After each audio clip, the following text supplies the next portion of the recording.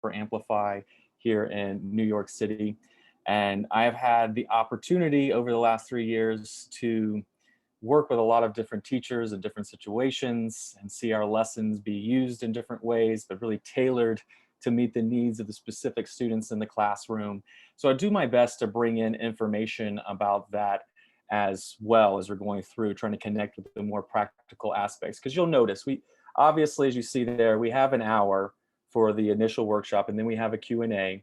And then really the hour, I'll be honest with you, there's a little time here and there for you to do some work and kind of go into things. I have some documents for you to use, but generally it's an overview of sorts. And I try to pause here and there for questions, of course, but I also want to maximize our time by making sure that we get in all the information and connect with all the resources that we need to connect with as well. But then you see the optional Q&A. It is optional. So of course, I know what day it is and what, we're sitting on the precipice of.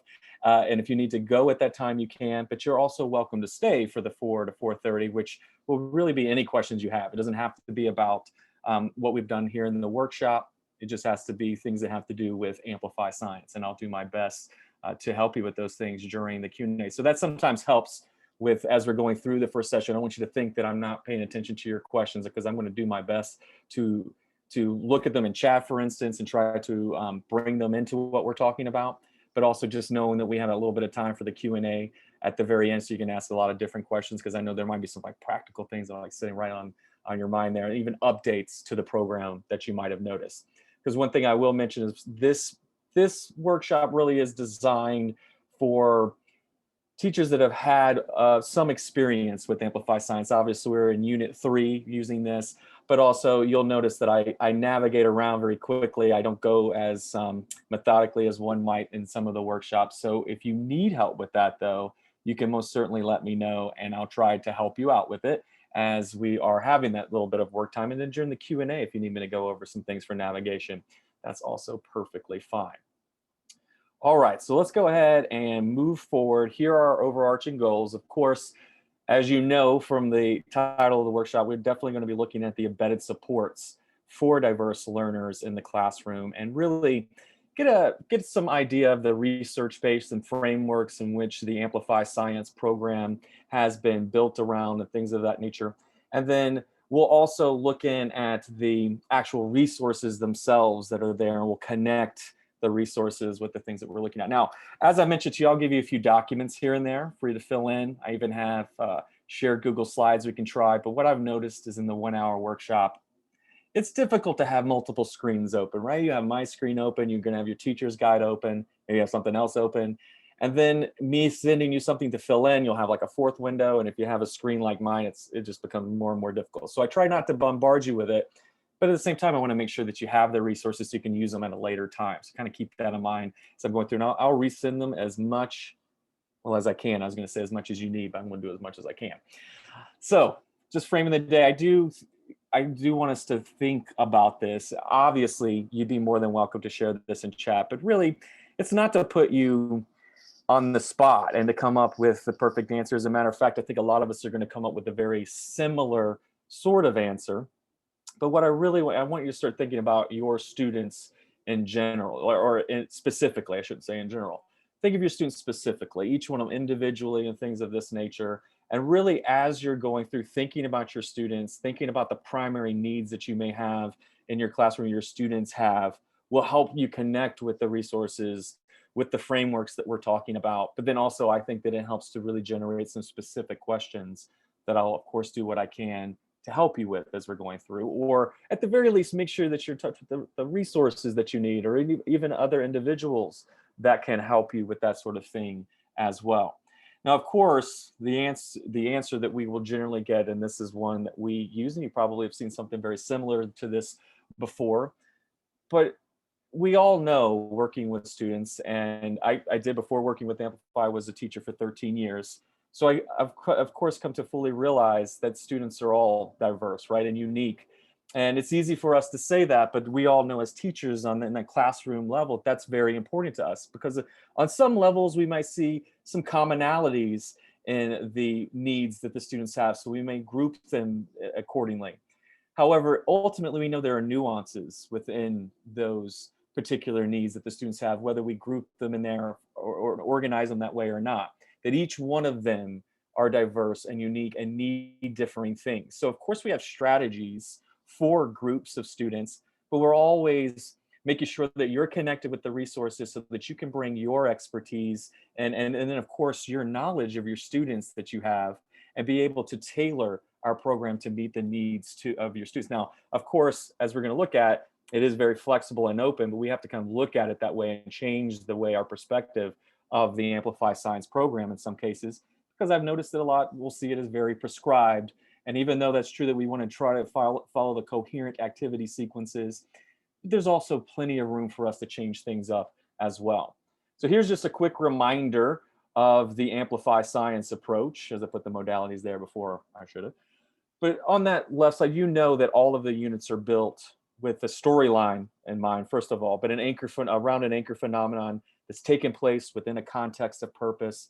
The students take on a role of a scientist and engineer. This is really an important aspect to having students be able to engage with the unit, but also to begin to see themselves in the roles of scientists and engineers. I find it to be a very empowering way of going about this type of instruction, but it's also an important and essential component to student engagement and them feeling belonging and the community within the classroom. This is something I've noticed even observing classes, that those students that are more into their role and understand how they're connected with this context of purpose, whatever it may be. We'll look at unit 3, but they have more engagement. And then not only that, what we're really looking for is them to find that purpose for their investigations, purpose for the development of their literacy skills. They may not think of it that way, but having that purpose and engagement is a very important aspect for all students to be able to engage with the curriculum. And then here in the middle, I think this is one of those important parts where we can really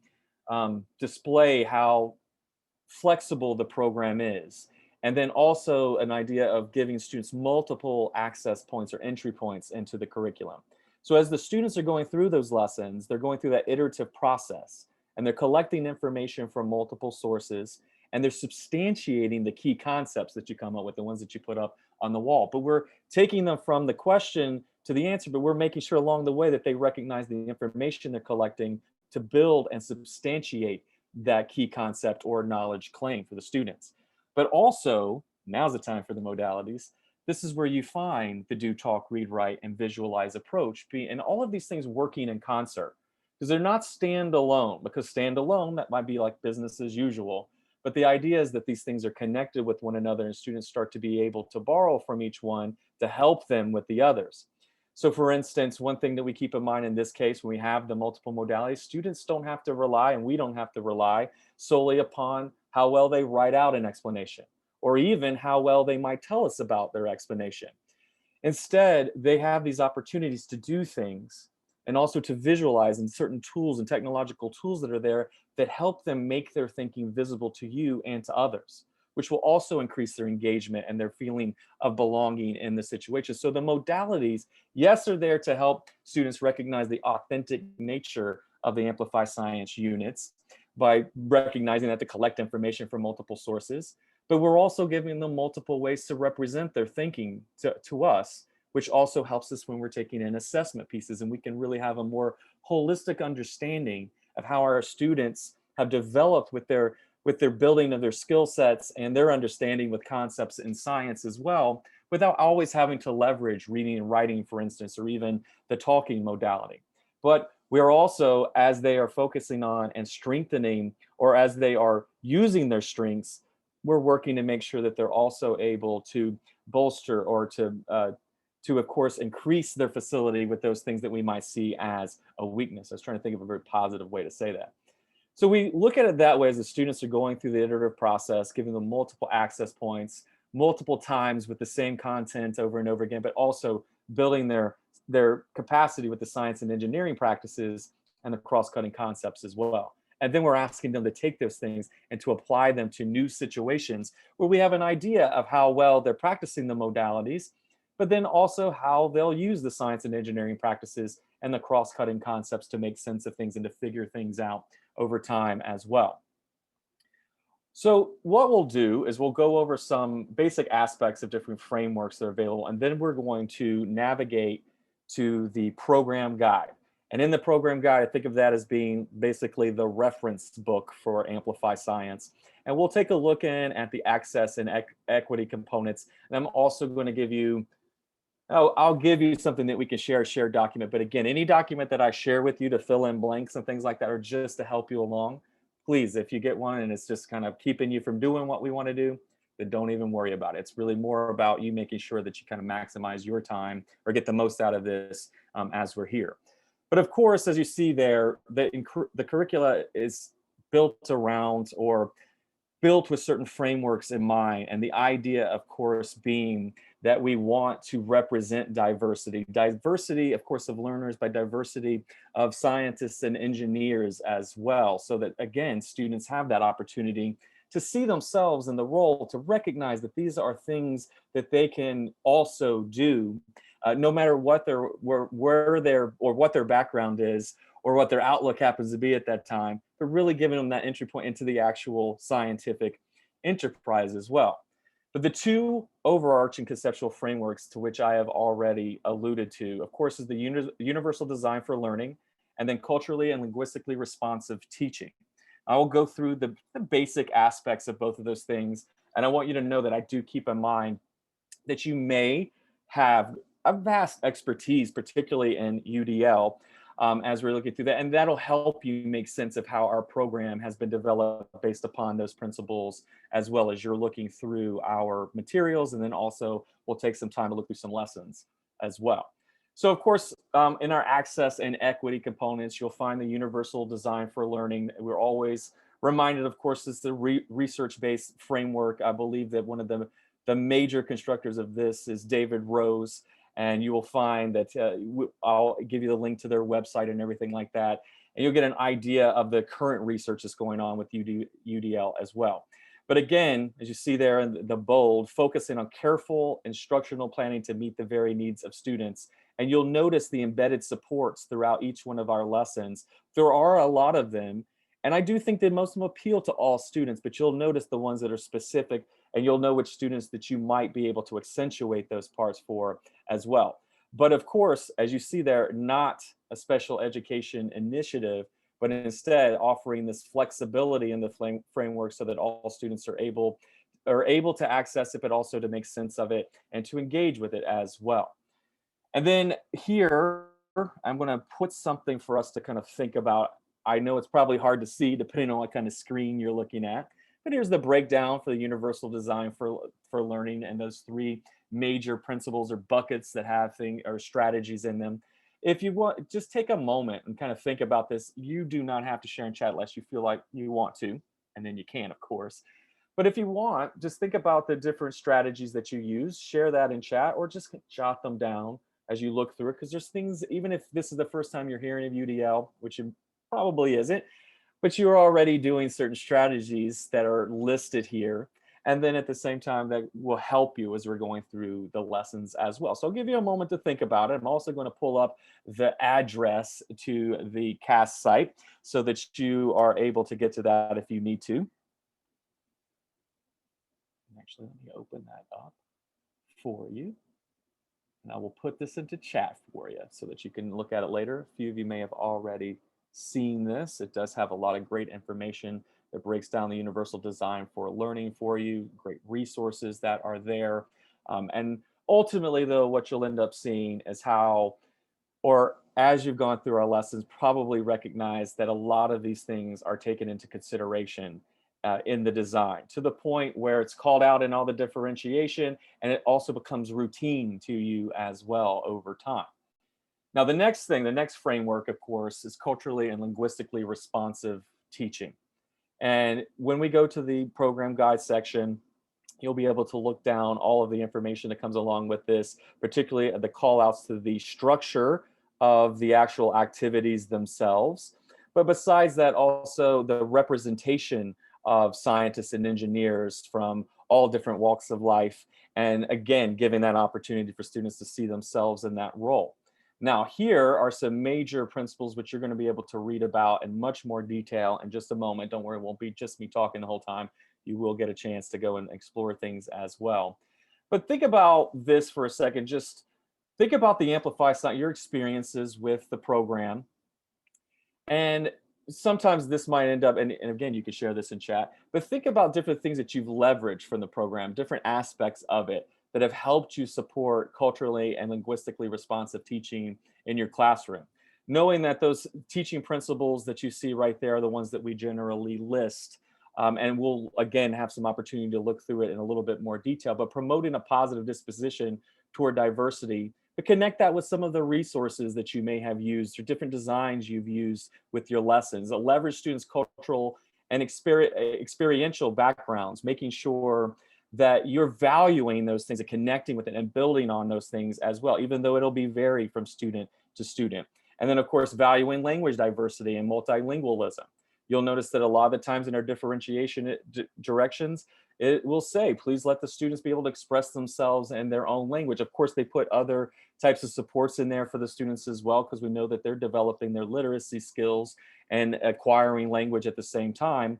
But it also is about making sure that you're valuing background, valuing their language as well, reminding them that those things have the same place, that all of our languages have the same place within the scientific enterprise. And then, of course, cultivate students' development of the language of science.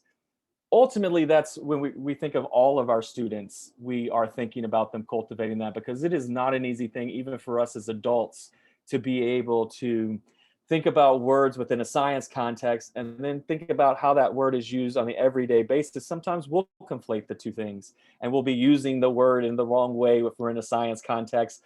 And then we might even be using it incorrectly when we're using it in our everyday context as well. But all of these things are the aspects that we emphasize the most throughout the program, so that we make sure that the program, of course, has multiple access points, but also is culturally and linguistically responsive to your students. All right, so now comes the time where we can navigate over to the program guide. And even though right here it shows us going to the program guide using our teacher's guide, I actually recommend that you go to the program guide, not through your teacher's guide, but instead through the K5 resources site. So let me go ahead and open that up somewhere over here. As a matter of fact, I think I'm going to have to open it up in a new tab. I'll do that. That's okay. If this is the first time you've seen the resource site, me opening it up is something will be good for you. I'm going to scroll down here. It does have both of our sites. So I'm going to go to the K5 site. Bring this right here. All right. So let me take a second to make sure I put this in chat. Sometimes, even though, kind of taking for granted that everybody knows where everything is at.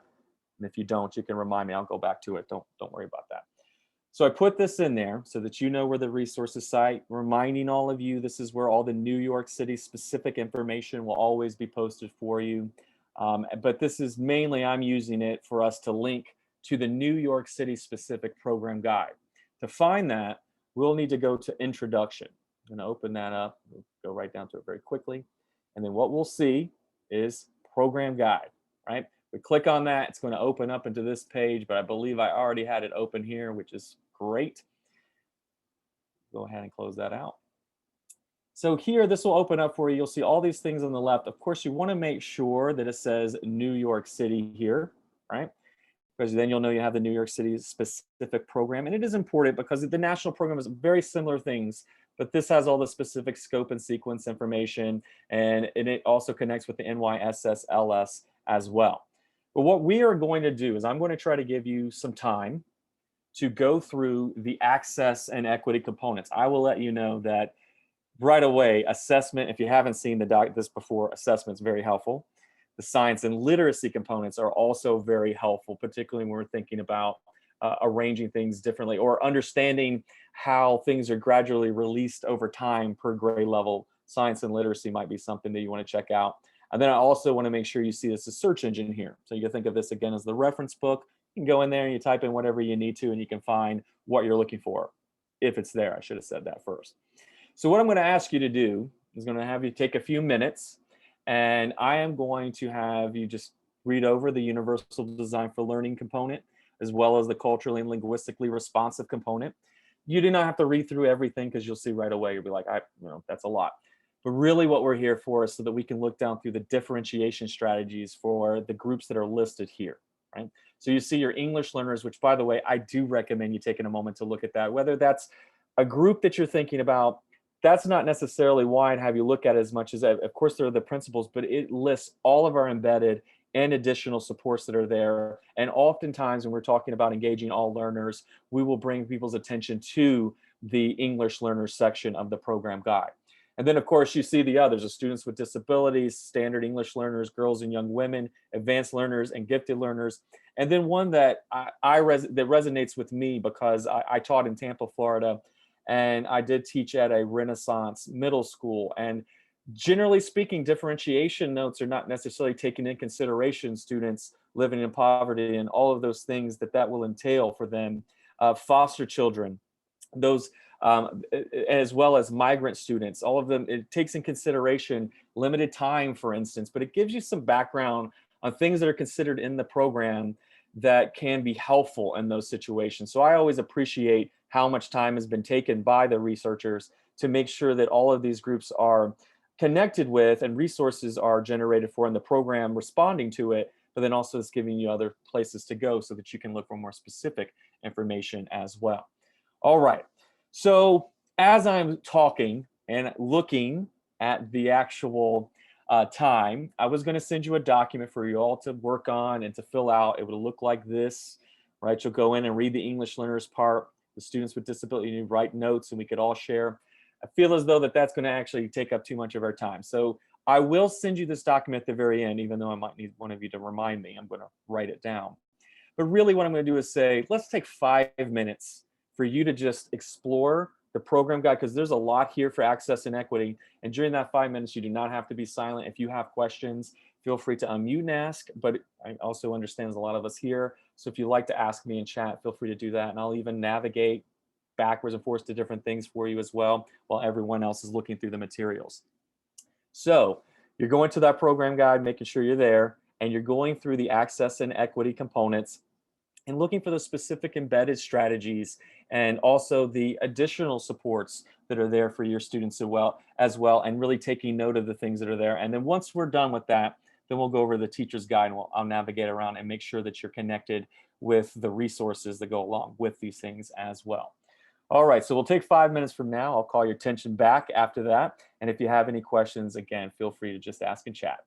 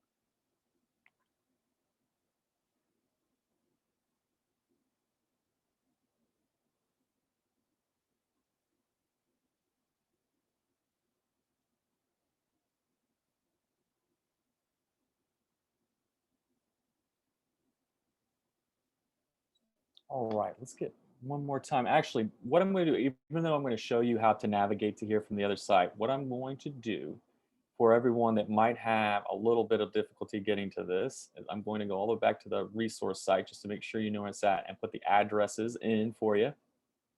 Okay, not too far back. So the first address is this one, but don't worry, you don't have to link to this one. I'm actually going to give you the program guide link as well. Let me copy this, put this into chat for everyone. So this will take you directly to the K5 site, which is important for a lot of other reasons as well. But we're in the introduction section. So we just click on introduction. So it'll be right here. It's just a few things down, scroll down a little bit. And then right here, you're going to see the program guide. You click on this and it will open up the program guide, usually in the same tab. And then you'll know you're here because you got the New York City specific information over here. And then we're just going down this menu and we are selecting science and literacy, and that'll bring up all the components that we're looking at. But with that said, I'm actually going to take this, which will take you right to those components, and put it into chat. So you're more than welcome to go ahead and connect with that. And then also, if I didn't say it, which I feel like I didn't, everything, every time I share an address with you, it's one, to connect you with it, but two, to give you that opportunity to either bookmark it or to put it into your notes or whatever. Because I'm giving you the ones that I do think are probably the most useful and the ones that will come up the most often for you. And I'll try not to bombard you with the kind of links that you may not use but one time. So yes, hopefully that helped out. If you need any more help, just let me know.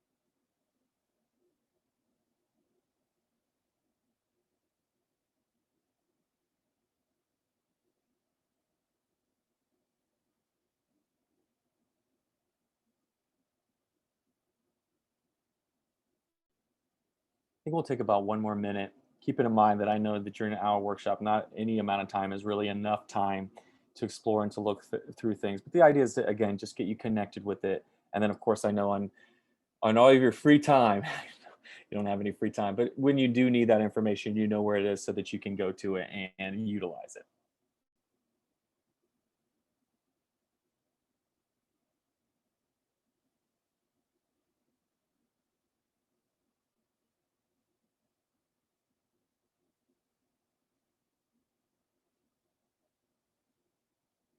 And of course, if you think of questions as you're doing it, feel free to put those in chat. I'll try to connect with those as well.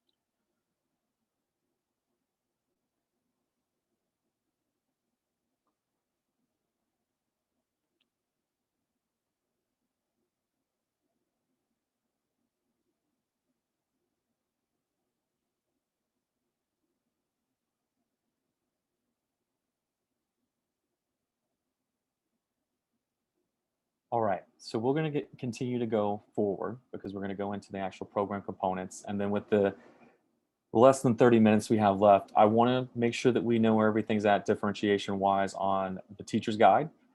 But I'll do that quickly, taking consideration that you've had some time with the teacher's guide, of course.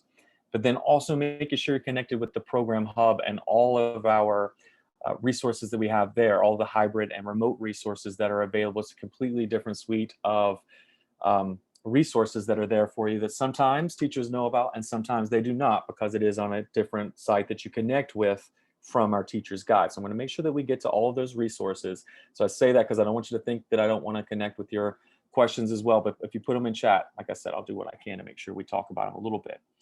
All right, so for the next part, the idea would be for us to look down the sample student profiles. And I mentioned that because I am going to send you this in a moment, which will have the learner profiles on it. But the thing that we're really going to use will be right here, keeping diverse learner needs in mind reflection tool.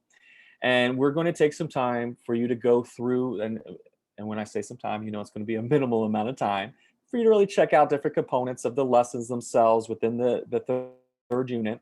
But even though I think that this is a nice activity and it's good to keep in mind the differences in learners, again, like I mentioned to you, I taught for a very long time. And these are kind of like these generalizations, which I know we have to work in sometimes. But I think that this works a lot better if you're just thinking of one of your specific students, like thinking of your students and then thinking in on one of your specific students, and then think, and that really, I think, helps a lot more than going back and forth and looking at the different, and you're making all these different assumptions. So instead, I think it's better to base this upon working with your students right now, the ones that you're working with. So I'll send this to you in a moment, but let's go back here. Just as a reminder, we are going to go into the Earth system. And you can see here, it will tell you about the role that the students are going to take on, and of course, the anchor phenomenon. But I'm going to also ask for you to look for all of these things as well as you're going through your unit, because of course, you're becoming familiar with the unit, but you're doing it from that lens of looking in at differentiation strategies and differing ways that your students can access the different components as well. So again, you're going to be thinking of your students, and you're going to be thinking of the challenges that they might have, even if it's reflected or you're comparing that to the differentiation notes that we have, which is what I'm going to take a few moments to show us right now. So here I am on the Earth system. Again, as a reminder, if you're looking for it, you can come here and you will find out exactly what role the students are taking on and what the anchor phenomenon is going to be. But you also know you can go to the coherence flow chart, see the anchor phenomenon, the chapter phenomenon, the investigative phenomena. All the phenomena will be listed there for you and how they all link together. Now out here, I do think that it's helpful to look in at the standards and goals document when we are considering access to the program, really get an idea of the performance expectations, the ones we're focusing in on, but then also the building of the science and engineering practices and the cross-cutting concepts are extraordinarily important. Because sometimes when we're thinking about students accessing the program, we want to think less about how well are they able to read the information, although that's an important part. How able are they to write about that information?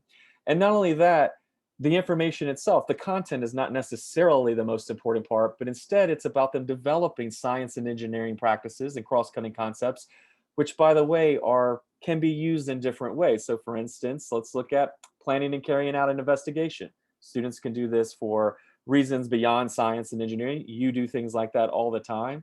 Constructing explanations and designing solutions. There again, something that you have to do quite often. Engaging in argument from evidence. Yeah, the next time you're at a parent-teacher conference and you're sitting there having to justify grades, you're engaging in argument from evidence. A lot of these things that you're already doing. And then the cross-cutting concepts are going to be linked to the multiple modalities just below as well, unless I went past them very quickly. Here they are, cross-cutting concepts. So the do, talk, read, write, and visualize. But the idea is the students start to develop their use of patterns and cause and effect, and thinking of things like stability and change and form and function as they're making sense of things. All of those things, yes, science and engineering fits within this context, but ultimately they're human activities of the way we make sense of things as well. Now I'm going to go up here to chapter 1. Going into lesson 1.1, I like to use this one now. I'm just going to do it quickly, taking consideration a lot of you have already looked over these things and used them quite extensively. But first place we're going to go for the assessment is the differentiation strategies. So I link straight to there. Here you can see the embedded supports that are already in place. And you see visual representations. The strategy partner reading is going to be used, things that we have to rethink when we're thinking of even being back in the classroom. Potential challenges in the lesson. In this case, physical materials could, of course, be a challenge, but also analyzing the data, looking at visual representations. Then you will see specific additional supports that can be put in place for English learners. You'll also see the supports for strategies for students who need more support. And you'll notice right here, very first differentiation section for the assessment, it will bring your attention to something you already know, which is you have to, of course, be thinking about the IEPs or 504 plans, and it will give some suggestions on how to respond to those things. But those things we keep those things in consideration, that changes have to be made that are quite specific. So these try to maintain flexibility here. And then, of course, students that need more of a challenge. In this case, it just looks like they're giving some additional reading, which might not be a challenge necessarily, but all the time, every lesson, these things will be different for you. Now, we're going to scroll all the way back up to the top here where we're going to find these activities in the activity sequence, right? In here, there's something very important I want to make sure you know about that can be easily overlooked because, well, one, it's hidden right here in the middle, which no one necessarily looks at. But the teacher support notes oftentimes extend from the differentiation or give you other differentiation ideas. They're quite substantial on the first lesson here, as you will see, but you see they give you rationale, pedagogical goals, why they're using a fictional context for the students, but then it'll talk about using wall space. Now, that might be something we have to rethink when we're thinking about this on a remote and hybrid situation, but at the same time, it's giving you certain considerations. So pedagogical goals are here, literacy notes that you may have to take in consideration. Here, there's a nature of science connection as well. Now, again, usually the notes aren't that extensive, but in the first lesson, there's quite a few of them in here. So I go over to the hands-on project, for instance, and I can see here talking about scale because they're going to be using a globe, kind of tossing it around the room. Don't worry, it's an inflatable globe, so it's okay. And that's when we are in the situation that we can do that. So we might have to do that slightly differently. But they'll give you a lot of insights here that you can find nowhere else. They give you different extensions that you can make. You can't find them anywhere else. So right here in the teacher support notes, I highly recommend you always check those out. Always take a moment to do that. All right. So the same idea, even though you know that I have this document to send you that I'm going to send you, we certainly don't have enough time for us to go through, and then you have to put everything in each one of those boxes. But of course, what I'm going to do is ask for you to find one of the lessons, and you're going to have a minimal amount of time because we're going to go over the program hub too. But think of these things, right? Think of my student may be challenged by, or again, you're thinking of your specific student, and then you're looking at the suggestions for differentiation. But then also you're thinking about yourself. You're thinking about strategies you already utilize, because that's another great thing about the flexibility of the program is that it invites you to bring in your expertise, to bring in different strategies and protocols and things that you're already using, and to embed them within the program so that the students do have that familiarity with it as well. All right, so I should stop talking so that you can have a couple of minutes to look at your actual site. All I ask is that you pick one lesson, any of the lessons, and of course we are looking at the Earth system. You could look at another unit if you want, but to pick one of those lessons and to go through the differentiation notes and the teacher notes, and to really think about how those are, what suggestions that's changing, making sure you can go to the resources that are mentioned in there as well, and you know where all of those things are at. And again, we'll take maybe 5 minutes. It's not gonna be quite that much time because I'm going to go over to the program hub and make sure you see all the things there. But also remember, at the 4 o'clock hour, we'll do a Q&A, and I can answer any questions that you might have, even if it's a little bit off of what we're talking about. So let's go ahead and take we'll say 5 minutes, 5 minutes to look at one lesson, and you're looking through the differentiation notes. You're thinking of one specific student and how you might have to change those things up to meet that student's needs. All right, I'll get your attention in just a few minutes. If you need anything, just let me know and ask in chat.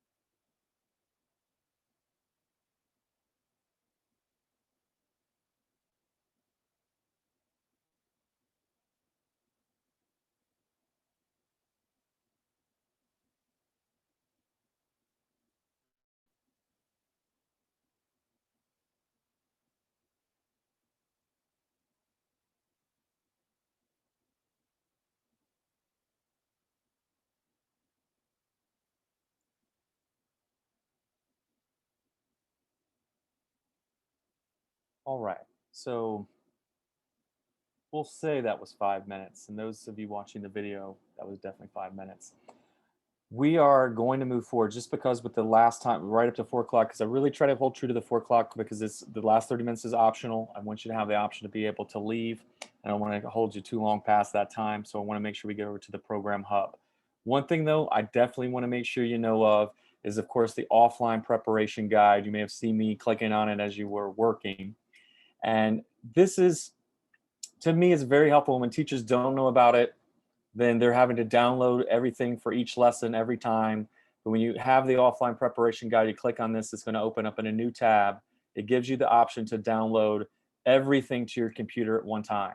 So for instance, in 1.2, you have the PowerPoint at one time, you have all the projections, but all the PDF that you would need for that lesson will be there as well. If there's a video clip involved, all the video clips will be there. It'll be downloaded to your computer, and it all happens at one time. And by the way, they'll all be nice and neatly organized into folders that are named just like these are here. No matter what computer you have, it'll be organized for you. I find that this is very helpful when it comes to planning, having all the things in one location.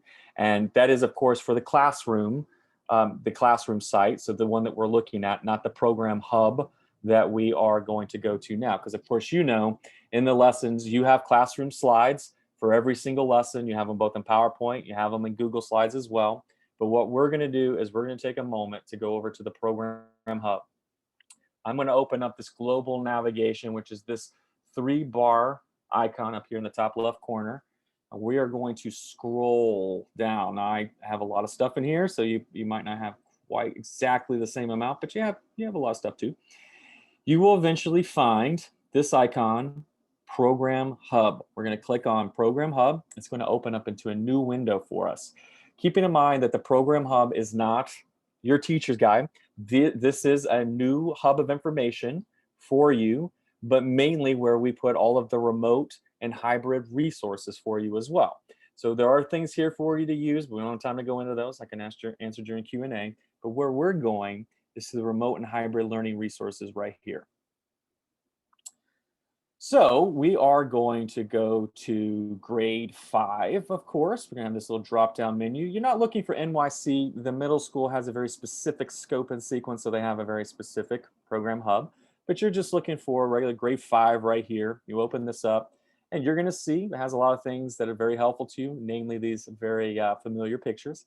If you open up the orientation tutorials after this, because this is gonna go quickly, you can look through each one of these, and they're teacher-facing videos that will go over pretty much all aspects of the at-home materials. So all the things that I'm about to go over, these little videos will be very helpful to you once we're done. And of course, you know, you can do that on your own time. You don't have to worry too much about me talking through each one all the way until 5 o'clock. All right, so I should make sure that we see this again. Let me go backwards to grade 5, right? So I'm back to this page. I'm going to click on the Earth system. When this opens up, here are my offerings for my at-home resources, right? So first, of course, hopefully known. If you don't, let me know. Make sure you know how. But all the students in New York City have a general password, or excuse me, username and password. So they should all have access to simulations. They should have their access to their modeling tools, and they should have access to all of the books that come along with your unit. If you're not familiar with how students access that, at the very end of this, please remind me, and I'll make sure that you have all the student passwords and you're connected with the resources to make sure your students are able to access those things. But those are the supplemental things that we use in the classroom, and then the things that we also use here with our at-home materials as well.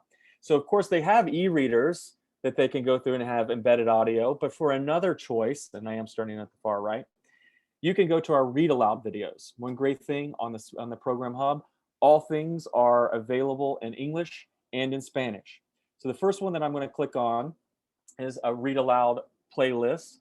These are the books. So all 5 of the books in this particular case for this unit. If there's a 6, oh wait, they have all the multiple books that are in here as well, and they have broken them down into parts. So maybe I got too excited and I didn't put the other one in there yet, but I see broken into parts. So the longer the book, the more it'll be broken up into pieces. But the idea is that this is an adult reading the video, or reading the book aloud to the students. So they can open this up. And one reason, by the way, that we keep everything on YouTube is one, access. We want to make sure that those students working at home that do not have access to computers and things of that nature, but perhaps their family has a smartphone, are able to access the materials. But the next thing is something that maybe a lot of you already know about, and that of course is, as the person is reading through this and reading the book, the students have the option to pick the closed captioning. Of course, they can put in there if they would like. Then also you can go up to the playback speed. You can change the playback speed. So you can put to a quarter of the speed, so it takes a little bit more time as to getting through. And then also you're always able to go into the auto translate. And with the auto translate, all of these languages are available. So you just pick out one of the languages, depending on the students you're working with. And the subtitles will be translated for them as well. So they can listen to the person reading. They can put it into quarter speed, even though it makes them sound a little strange. But then they can also have their subtitles as well, in their language, that will help them access that text. So it's just one of the other ways that students have to access their books, but also other things as well.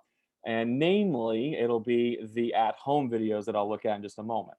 Hands-on investigation videos, not going to link to those, but if we did, we would see it's all the hands-on projects throughout the entire unit. So that when you can't do the project in class, even if you happen to be in class, you have a video of the project that you can watch. Now, here comes the thing that's probably most important to all of you, and these are our two main offerings for remote and hybrid learning. You're probably thinking, oh, finally, we get to this. At-home videos. This is one offering that we have available. In the at-home videos, what you will see is that there is a video of every single lesson for the unit. So if I open up 1.1, it's going to go to YouTube again, so all those same functions work. We have Amplify Science teachers who were asked to implement the lesson as it would be in the class, except for minor changes for an asynchronous video. So here you will see, like if you're looking for ways to go through the lesson, very helpful for you, particularly if you're just starting out. But if you're looking for other ways to change things up in the lesson, the teachers had to do that. They had to go in and change some of the demos, change some of the hands-on projects, even change some of the reading strategies as well. So looking through a few of these videos give a lot of great ideas to teachers, but you can also use these with your students. Maybe you'll teach the lesson, but they need some more time with lesson 1.1. So that night you can send them the link. They can watch 1.1 again, having all those features, slow it down, good stuff. But they're able to look at it again. Or maybe you want to teach activity 1, activity 2, but the situation you're in, this little video of activity 3 would be far more useful to you than being able to do the activity, because maybe you can't do it. So you would have the students just watch that little piece of the video, and then you might do activity 4. But ultimately, you have a lot of different uses for this. But remember, the at-home videos, these are as the lessons are in the class. So the thing that I went through very rapidly and the things that you've all been implementing from the teacher's guide, okay? The other offering, the one that I'm going to try to take the more time on, the at-home units. So this is important because I think one of the main points to make here is with the at-home units, all of the units have been truncated. They've been condensed. All the lessons have also been shortened. So they've gone, like if they're in the upper grade level, or if they're in 5th grade, you know that it is 60 minutes. All the lessons have been cut to 30 minutes instead, using the at-home resources. So if I open up the teacher overview for this, for instance, I'm just going to show you the PDF of it. I'll scroll through. It gives you a lot of great information on how our at-home lessons will line up with the in-class lessons themselves.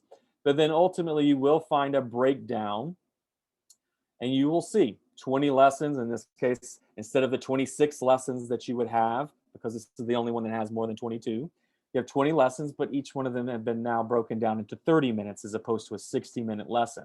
And not only that, the Lawrence Hall of Science, those curriculum designers who designed the overall curriculum went through and made the changes that needed to be made to condense the unit, but also they maintained the coherence of the overall storyline as well. So it's very helpful when it comes to having limited time to use these at-home units. Now, here you will also find something that we call the lesson index, just below the teacher overview. I open this up. This helps you make sense of how these things work together. So the at-home lessons are how they compare with one another. I shouldn't say how they work together. Could they work together? They could. But if you're just like starting out with the at-home units, I would just do an at-home unit and then compare that with your experience that you've had with the classroom experience. But as you see here, like for instance, at home lesson 6 is an adaptation of 2.1 and 2.2. I show you the index, yes, to show you how they're aligned, but to remind you that if you're using the at-home lessons, you have to go to the lessons to find the differentiation strategies for the lesson. It's not going to be with the at-home materials. But then below the chart that shows you that, you'll see all of the student packets that you have available, the things that you have with the classroom program, and then where you find all the possible responses that you'll be asking for as well. Okay, so back here, again, also keeping in mind that these are all available in Spanish for you as well. I have downloaded the Google Slide compilation and the Google Sheet compilation for the students. You could go and you could download it by lesson. If you're using Google Classroom, then these are the resources that I get the most positive feedback about. Okay, so I have downloaded all the slides and I made my own copy. That's what it'll make you do. Same thing for all the student sheets, make you make your own copy. If you have students have limited access at home to technology, we do have print packets that can be printed out, but they still have links to the videos and things like that where they can use the smartphone if they happen to have one to be able to get to those links. They may not be able to, and it's not necessary. So I would download and I'd make a copy of both of these, which is a prompt you to do. Let me first show you the slides because I see the time where we're at. This is the compilation of the at-home slides. And throughout, you'll notice vocabulary has been added, brings attention to where the glossaries can be found. All of the materials can be found for the students because these are designed to be asynchronous for student-facing slides, but they can be used in different ways. You will also notice as I go through here that eventually you will find that new videos that you find in the classroom slides have been added in here as well that explain how to use the simulations, how to use the modeling tools, and it highlights the words for them so that they can follow along with that. And then you will also find, even though mine are still loading, the hands-on videos have been embedded in these strategic places as well, so that they're not able to do the project, which is probably the case, then they're able to watch the hands-on videos instead. So they have the slides, and as you can see, there's quite a few of them, but it's all of the lessons that I have in this one. You can download them and have them broken up into pieces.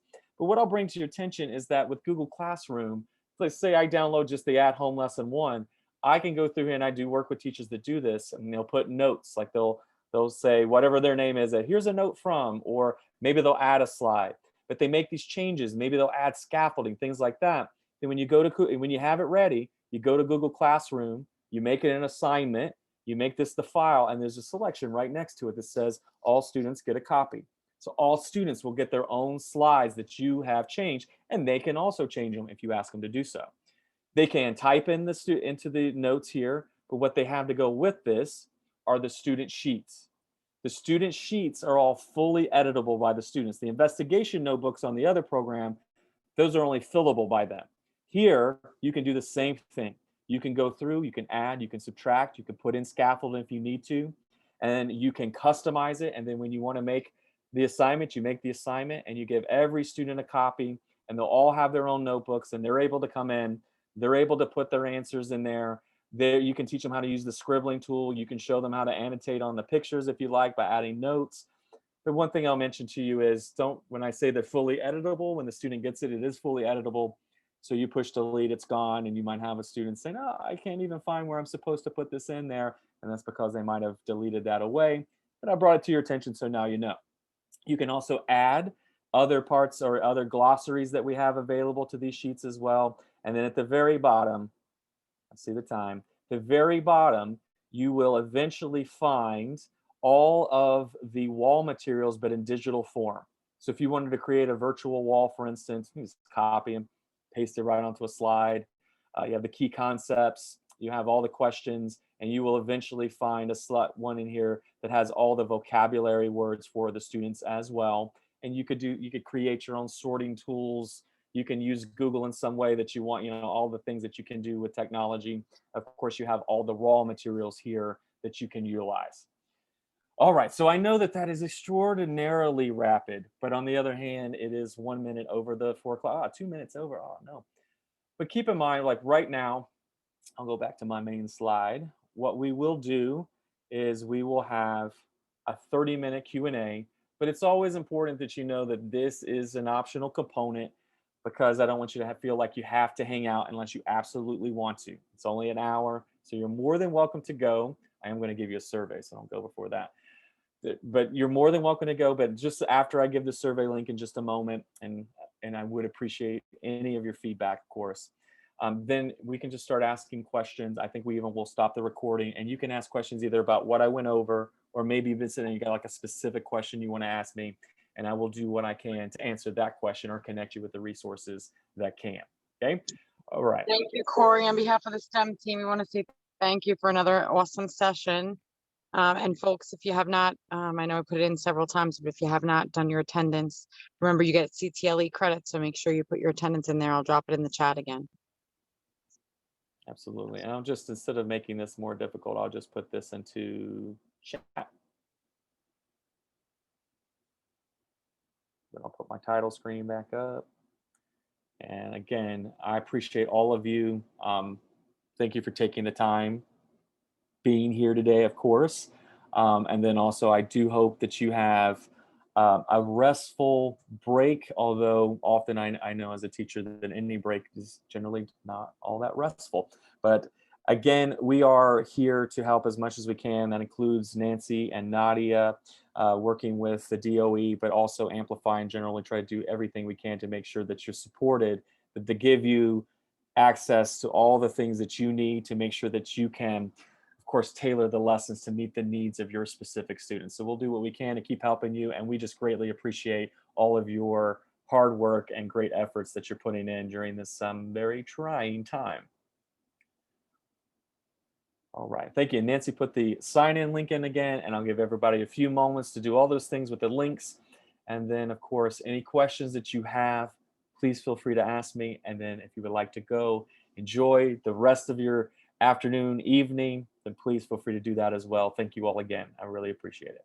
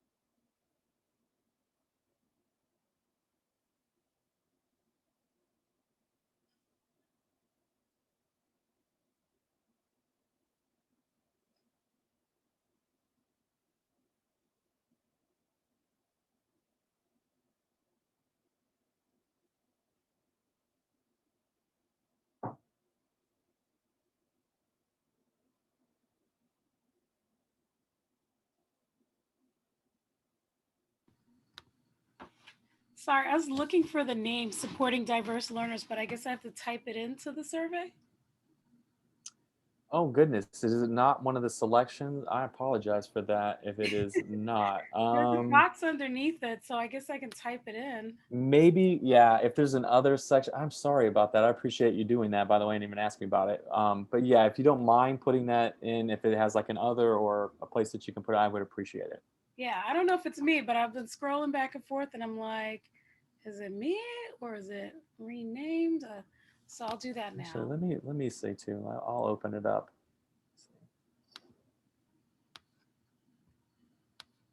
Okay. So, It could be just using some other kind of fancy names or something. I'll find out.